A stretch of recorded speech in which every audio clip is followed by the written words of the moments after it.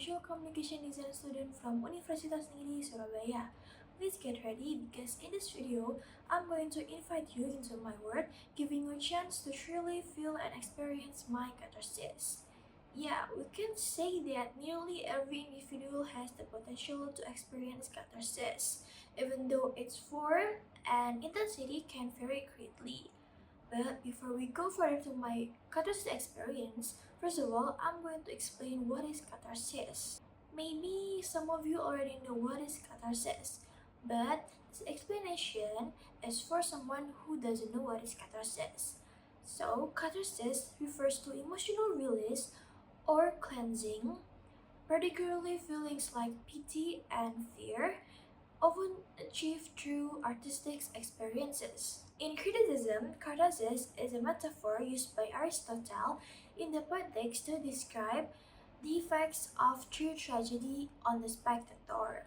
Aristotle states that the purpose of tragedy is to arouse ire and pity, and thereby effect the catharsis of these emotions.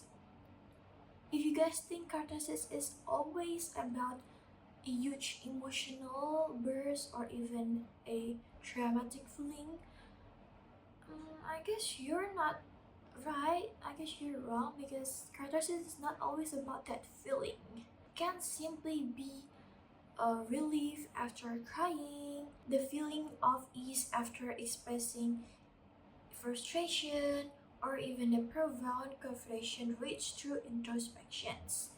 And yeah, just like what I said before, catharsis can manifest as the sense of getting a deep understanding from reflecting on problem. And I guess that's what I feel like catharsis is. I recall one particular moment that I felt it was the deepest part of my life.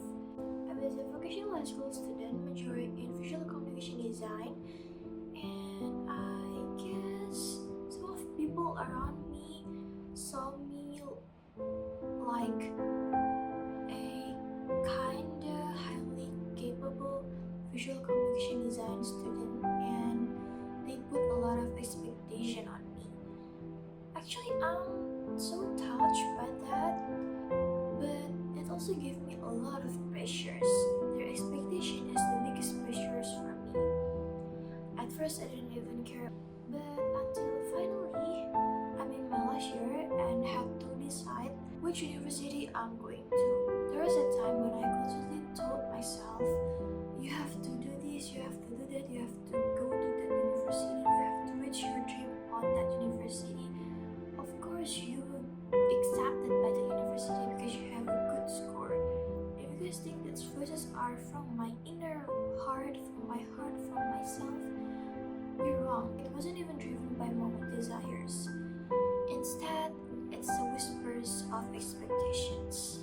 Okay, actually, because of that huge expectation, I feel like I'm more confident, and I'm slightly confident to apply to my dream university. But deep inside, I'm so worried because if I think twice, I guess I'm not that capable, I'm not that good enough to be part of that university. And maybe you might be experiencing the same kind of pressure. Maybe you just ignore other expectation and just do what you want. But this time, I let our expectations win and design my path. And in doing so, I lost a piece of myself. Then came the moment that truly unsettled me, the SNBP announcement. Yeah, I applied to my dream university through SNBP. It wasn't just anxiety, it hit me incredibly hard. Because what? Because I already know, and I already had a strong feeling about what the result would be. That afternoon, that 3 p.m., remains clear in my mind. Even until now, I still haunted by that 3 p.m. My heart raced as I clicked open the sites. A stark red filled the screen, and my chest immediately tightened. This failure was just about not getting into my dream university. It was a devastating realization. I knew deep down that if I'd followed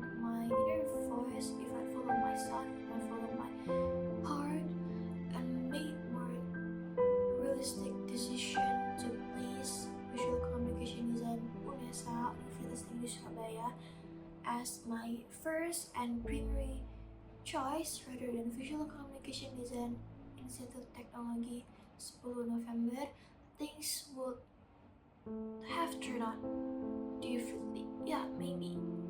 Yeah, that's what in my head. Things would turn out differently. When failure came, it felt like I'm being hit by a huge wave. Yeah, it's really that hurt. And the pressure I had carried all this time of constantly living up to others' expectations suddenly really overwhelmed me, triggering severe anxiety.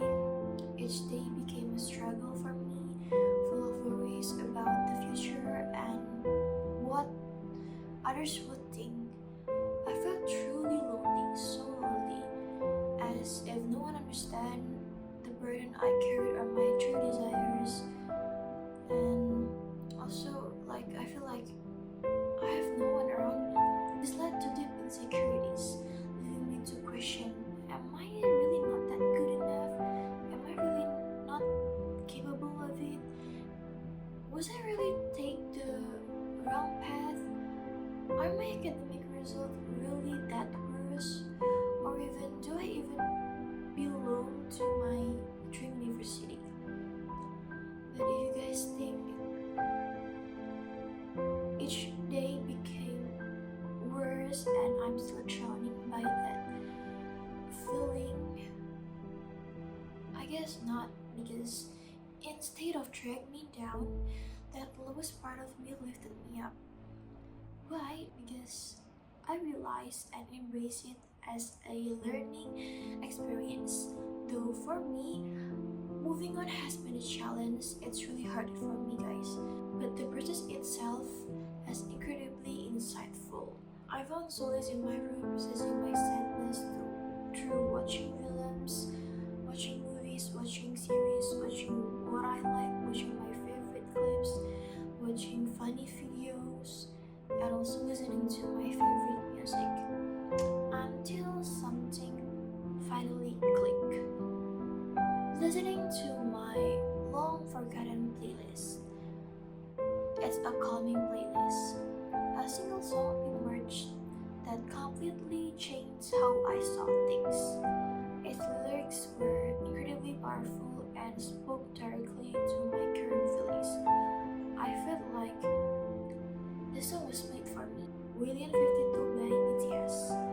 A really beautiful song that holds a deep meaning and can be relatable to anyone who has felt loneliness in their life. The song is inspired by the 52 Hertz whale, which is said to be the loneliest whale in the world. Whalien 52 is a metaphor for teenage artistry, loneliness, and the feeling that comes with talking but never be heard and questioned but never understood. The whale serves as a metaphor and a reminder to them that they are not alone. The lyrics themselves are meaningful, illustrating the journey of holding onto self-trust. While listening to that music to Whalien 52 by BTS, it hit me, I'm not alone. I guess my journey does not even end up in here. I'm still have a long journey out there, and I should be more confident with my own decision. And listening to others' expectation is actually good. It's actually okay, but the voice in my head, the voice in my mind, the voice in my heart must always be the winner and the loudest. I created an illustration to represent my catharsis, and it was inspired by BTS song, the Whalien 52. In this illustration, as you guys can see, there's a girl drowning at the bottom of the sea. She's drowning in the expectations, anxiety, pressures, and insecurities, just like the text in the poster, in the illustration. And that feelings are overwhelming her. Usually, the bottom of the sea depicted as a pitch black and silent.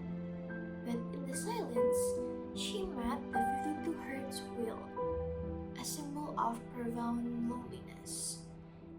Instead of sinking her down and deeper into despair, the 52 Hertz wheel lifted her from the depths and empowered her.